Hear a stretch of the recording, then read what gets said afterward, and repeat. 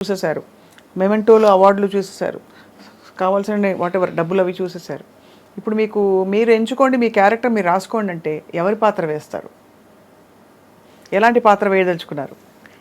ఎలాంటి పాత్ర అంటే దాన్ని ఉదాహరణకి నేను చెప్తాను అమ్మని ఎలా చూడాలనిపిస్తుందో.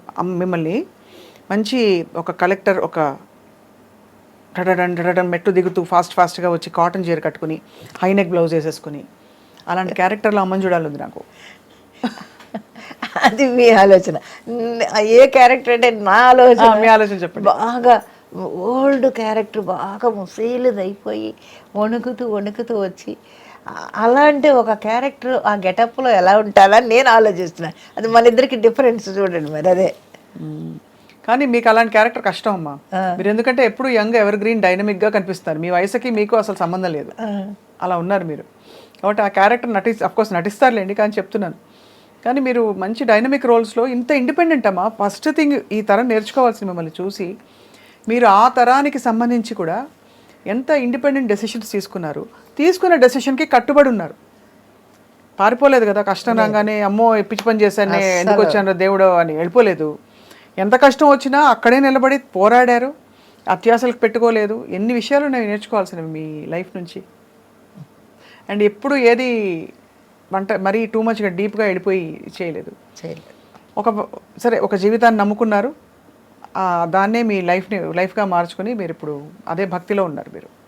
సో ఎంత గొప్ప విషయం అమ్మ. మీ వంటకాలు చాలా బాగుంటాయి, చూశాను. ఎవరు నేర్పించారు మీకు వంట? ఎవరు నేర్పించలేదు, నేను ఇంట్లో చేసుకోవడమే. మీ బెస్ట్ రెసిపీ ఏంటి చెప్పండి. నేనేం చూశానంటే పప్పు చూశాను ఆ మధ్య, ఇంకేంటి పులిహోర ఒకటి లాంటిది ఒకటి పెట్టారు, అది చాలా బాగుంటుందండి ఓయ్ అని గలగలా మాట్లాడుతూ ఇలా చేయండి అలా చేయండి అని. జనాలకు అది ఒకటి నచ్చింది. అంటే న్యాచురల్గా మామూలుగా మన ఇంట్లో చేసుకున్నట్టే చేస్తారండి మీరు, గబగబాను ఇవన్నీ ఉన్నాయి అన్ని పెట్టండి ఇన్ని పెట్టండి, ఈ కొలతలు అవి ఉండవు అని అంటుంటారు. సోదు ఉండదు అసలు. అంటే మామూలుగా ఏదో ఎక్కువసేపు చూపిస్తారు దాని గురించి చెప్పి అలా కాకుండా చూసి వెంటనే ఆకట్టుకుంటుంది. ఆ కూర ఫుల్ వండి ఇదిగో చూసారా ఎంత బాగుందో అని, అది కమ్మగా ఉడికి రెడీగా ఉందని. అయితే అమ్మ ఇంటికి వెళ్దాం ఒకరోజు భోజనానికి. మనం వచ్చేస్తాం. నా ఇంటికి కాదు, నా రూమ్కి. ఇల్లు అంటే మళ్ళీ చెన్నై. ఇప్పుడు ఇక్కడే ఉంటున్నారమ్మా హైదరాబాద్లో? అంటే ఇవాళ పొద్దున్నే వచ్చాను ఊరి నుంచి. ఓకే, వచ్చి చెన్నై గ్యాప్ ఉంటే చెన్నై వెళ్ళిపోతాను. ఇక్కడ ఉండను నేను, షూటింగ్ లేకపోతే చెన్నై వెళ్ళిపోతాను.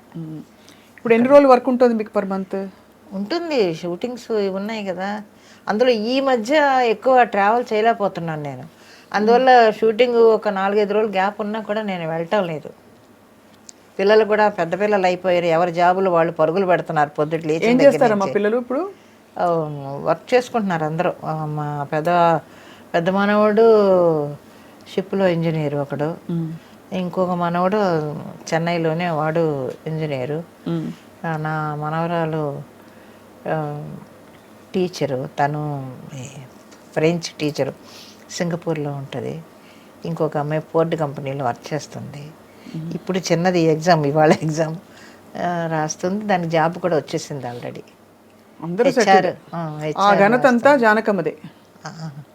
ఏముంది, దేవుడు ఉన్నాడు వెనకాల. ఎంతమంది పిల్లల్ని సెటిల్ చేశారమ్మా. మాట్లాడి చెప్పండి.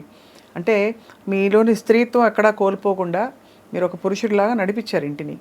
అంటే మనం మామూలుగా అదే కదా చెప్తారు మనకి చుట్టూ, కానీ ఎక్కడా మీరు పొందిగ్గానే ఉన్నారు. ఎక్కడా డామ్ డూమ్ డిష్ అని అవేమి ఎక్కువ సాధికారతలు ఏమి చాటుకోకుండా చాలా మామూలుగా. ఇప్పుడు ఎక్కడన్నా నేను బజార్లో కనపడినా ఎవరు ఆశ్చర్యపోవాల్సిన పని లేదు. భుజాన సంచి తగిలించుకొని ఆ మధురానగర్ అంతా తిరిగేస్తూ ఉంటాను. కూరగాయలు కొనుక్కుంటూ ఆ షాప్కి వెళ్ళి, లేకపోతే ఇక్కడికి వెళ్ళి మెడికల్ షాప్కి వెళ్ళి, ఆ మార్కెట్, ఆ మెయిన్ రోడ్లో మార్కెట్కి వెళ్ళి తిరిగేస్తూనే ఉంటాను. అందరూ గుర్తుపట్టి బాగా ఫోటోలు తీసుకుంటుంటారే? లేదు, అడగరు. అడిగితే ఇప్పుడు మార్కెట్ కదండి అంటే సరే అమ్మ అని వెళ్ళిపోతూ ఉంటారు. అయితే మామూలుగా చాలా మామూలుగా తిరిగేస్తుంటాను నేను. అయితే మీకు ఎన్ని చీరలు ఉంటాయమ్మా మొత్తం? మీకు చీరలు పిచ్చుందా? పిచ్చి లేదు, ఇష్టం వరకు ఉంటే చాలంతే. ఇప్పుడు దీనికి వచ్చి ఈ సీరియల్స్కి కొనాల్సిన చీరలు చూస్తే ఉన్నాయి. మీరే కొనుక్కోవాలా? కదా. లేదు, సినిమాలు అయితే వాళ్ళు కొంటారు, సీరియల్ వరకు మనమే కొనుక్కోవాలి చీరలు. అవి ఉన్నాయి, ఒక 4-5 బ్యాగులు, పెద్ద పెద్ద బ్యాగులకి చీరలు.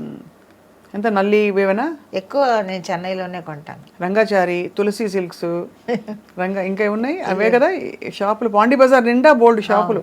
ఇప్పుడు అన్ని రకరకాల వెరైటీలు వచ్చాయి చీరలు.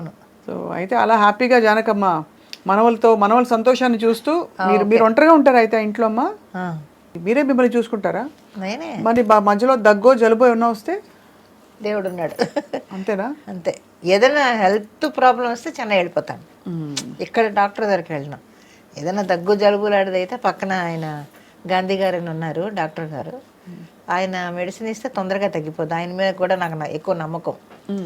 ఒక డోసు ఇవ్వగానే వెంటనే నార్మల్కి వచ్చేస్తుంది. ఇంకా మించి ఏదన్నా ఏదో టెస్ట్లు గిస్ట్లు అంటే చెన్నై వెళ్ళిపోతాను. అస్సలు ఇక్కడ మరి షూటింగ్ లేనప్పుడు కాలక్షేపం ఇంట్లోనే నాకు అదే కాలక్షేపం.